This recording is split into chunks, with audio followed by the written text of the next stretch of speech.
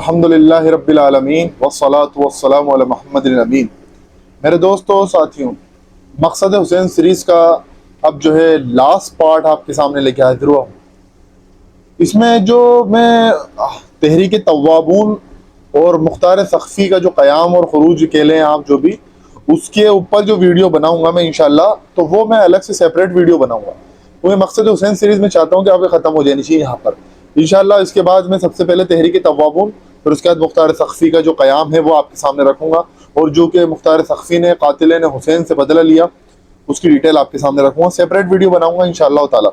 آج جو آخری ویڈیو میں اختتام کرنا چاہتا ہوں مقصد حسین سیریز کا، اس کے متعلق ایک بڑا اہم ٹاپک جو کہ خاص طور سے ہمارے اہل حدیث حضرات کی طرف سے جو بات آتی ہے کہ خلیفہ وقت یعنی بادشاہ جو ہوگا، خلیفہ راشد کی بات نہیں ہو رہی، خلیفہ وقت جو ہوگا چاہے وہ بادشاہ ہو چاہے کیسا بھی ہو، اس کے خلاف اگر وہ تخت پر بیٹھ گیا ہے اب اس کے خلاف جو ہے قیام کرنا حرام ہے، اور جو لوگ اٹھتے ہیں وہ ان کو اگر قتل کر دیا جاتا ہے تو یہ ان کی سزا ہے۔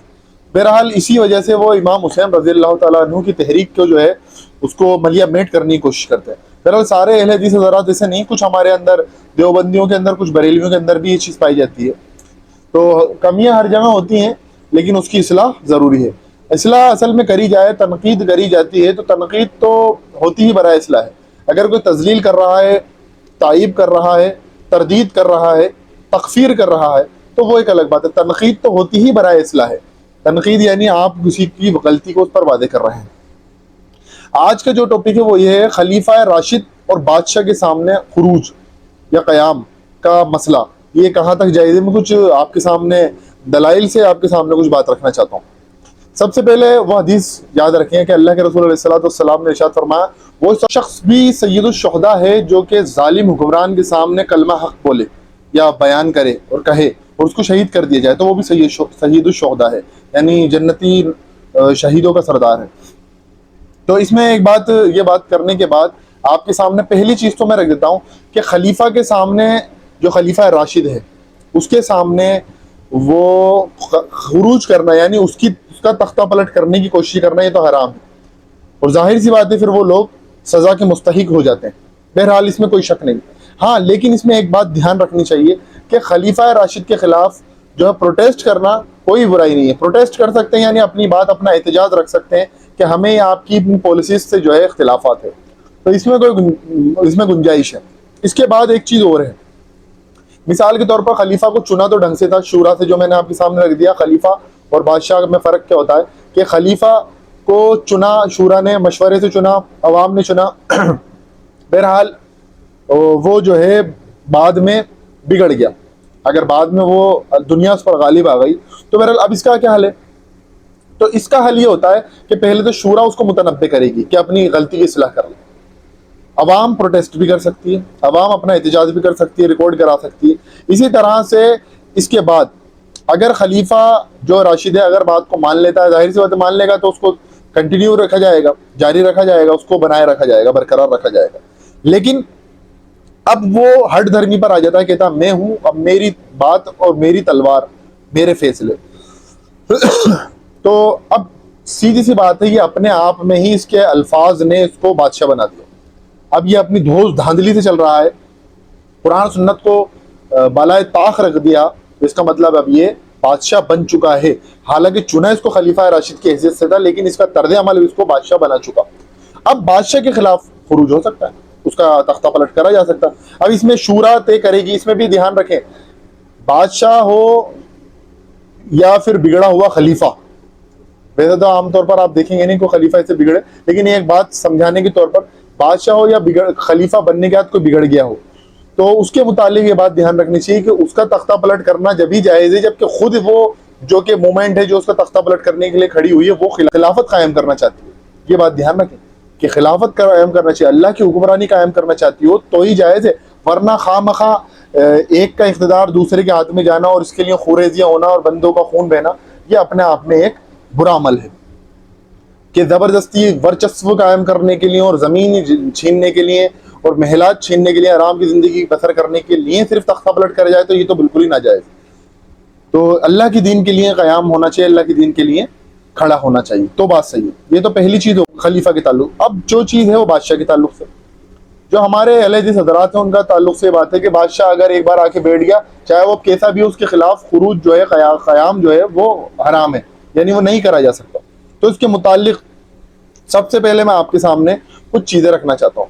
دیکھیں، امام مہدی علیہ السلام وہ جب آئیں گے، اگر اسی بات کو مان لیا بادشاہوں کے خلاف خروج حرام ہے، تو امام مہدی علیہ السلام جب آئیں گے تو اس وقت یہ بادشاہت کے تخت سعودی عرب ہے، سیریا ہے، اور اسی طرح سے اور دیگر جو علاقے ہیں دنیا کے اندر، یہ ساری چیزیں تو خالی ہوں گی نہیں۔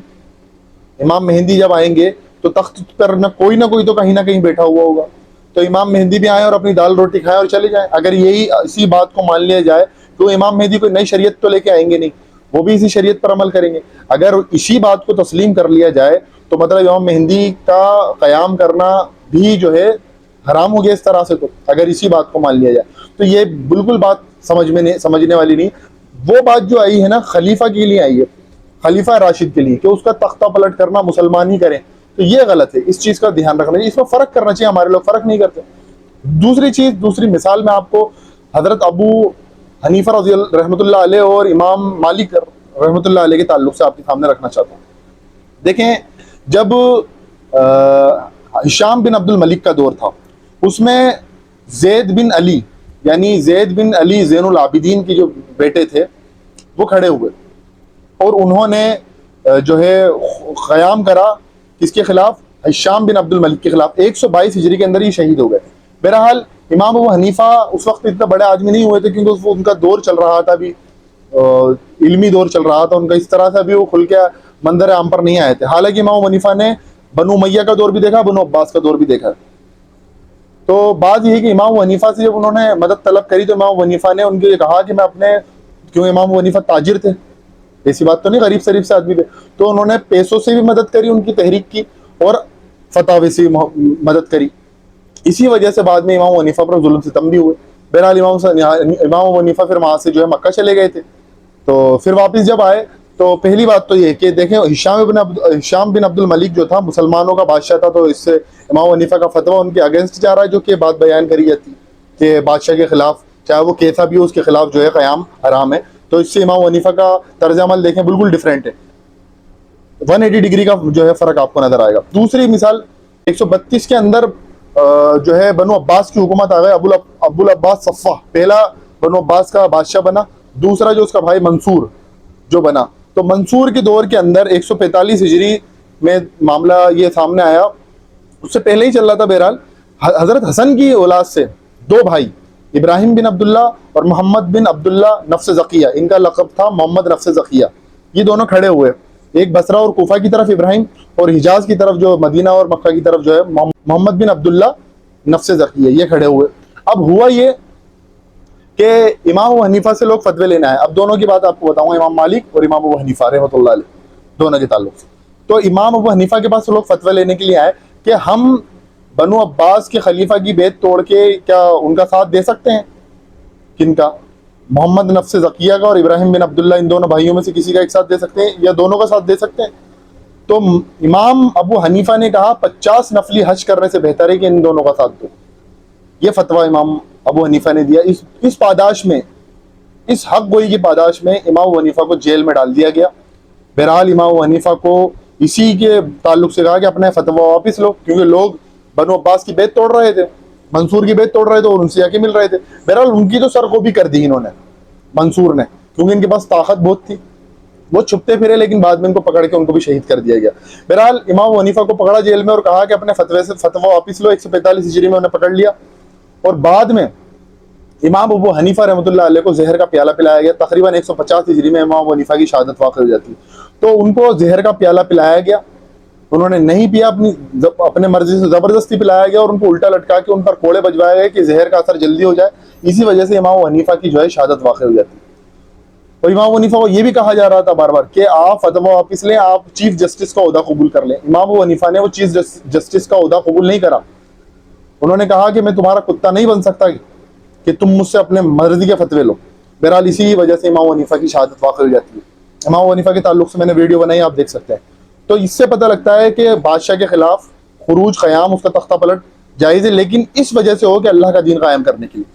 دوسری مثال امام مالک رحمۃ اللہ علیہ کی، بنو عباس کا ایک خاصہ تھا، جب وہ بیت لیا کرتے تھے، بڑے چالاک لوگ تھے، تو انہوں نے ایک خاصہ یہ قائم کرا، ان کی خصوصیات میں سے یہ تھی کہ وہ بیت لیتے وقت ایک ساتھ میں ایک عہد بھی لیتے تھے کہ تمہاری بیت ہے، اگر اب تم نے ہماری بیت توڑی تو تمہاری بیوی کو 3 طلاق، تمہارا سارا مال صدقہ، تمہارے غلام آزاد، اور تمہیں بیت اللہ حج کرنا پڑے گا پیدل۔